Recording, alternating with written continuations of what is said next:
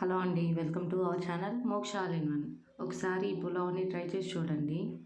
ఏంటి ఆ పులావ్ అనుకుంటున్నారా? గోంగూర పులావ్ అండి. ఒకసారి ట్రై చేసి చూడండి. బియ్యాన్ని ముందుగా శుభ్రంగా కడిగి పెట్టుకోండి.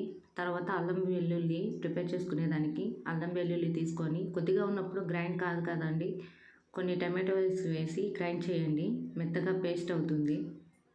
తర్వాత పులావ్ కావాల్సిన సామాన్లు ఆనియన్, పచ్చిమిర్చి, కొత్తిమీర, పుదీనా, టమాటోస్ అండి.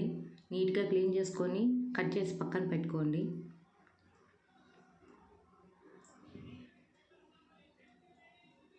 తర్వాత ఒక కడాయిలో ఆయిల్ తీసుకొని పచ్చిమిర్చి వేసుకోండి. నేనైతే ఒక 3 పచ్చిమిర్చి వేసుకుంటున్నాను. తర్వాత కడిగి పెట్టుకున్న గోంగూర కూడా దాంట్లో వేయండి.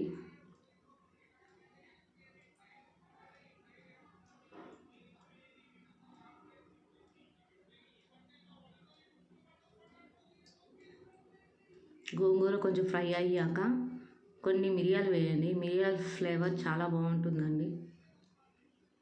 గోంగూర అంతా ఫ్రై అయిన తర్వాత ఒక మిక్సీ జార్లోకి వేసుకొని చల్లారిన తర్వాత ఒక పల్స్ ఇచ్చి గ్రైండ్ చేసుకోండి.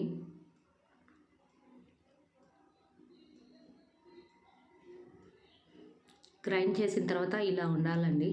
తర్వాత ఒక గిన్నె తీసుకొని ఆయిల్ కొంచెం, నెయ్యి కొంచెం తీసుకొని ఇది హీట్ అయిన తర్వాత జీడిపప్పు వేసుకొని ఫ్రై చేసుకోండి. తర్వాత బిర్యానీ హోల్ గరం మసాలా అందులో వేసి కొంచెం ఫ్రై అయిన తర్వాత కట్ చేసుకున్న ఆనియన్స్ వేసుకోవాలి. ఆనియన్ కొంచెం ఫ్రై అయ్యాక పచ్చిమిర్చి వేసుకోవాలండి.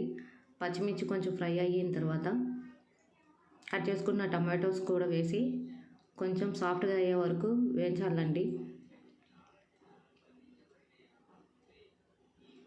అవి ఫ్రై అయ్యాక ముందుగా గ్రైండ్ చేసుకున్న అల్లం చిన్నుల్లిపాయ పేస్ట్ వేసుకోవాలి. అది కొంచెం ఫ్రై అయిన తర్వాత కొత్తిమీర, పుదీనా ఇవి 2 వేసుకొని మిక్స్ చేసుకోవాలండి. నచ్చితే కొంచెం గరం మసాలా వేసుకోండి.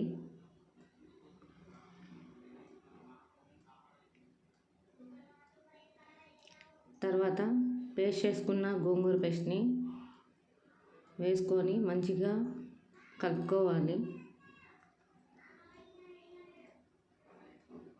అది వేగిన తర్వాత ఉప్పు కొంచెం వేసుకోండి. తర్వాత కడిగి పెట్టుకున్న బియ్యాన్ని వేసి కలుపుకోవాలి.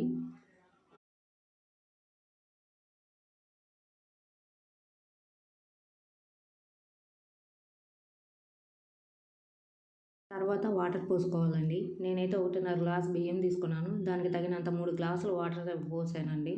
తర్వాత ఉడకనివ్వాలి.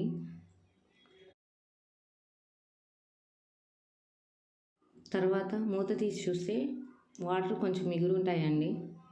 తర్వాత ఒకసారి మిక్స్ చేసి మళ్ళీ మూత పెట్టి ఒక 5 మినిట్స్ వదిలేయండి.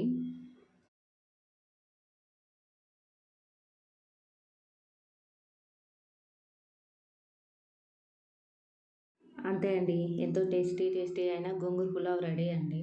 ఒకసారి ట్రై చేసి చూడండి, తప్పకుండా నచ్చుతుంది.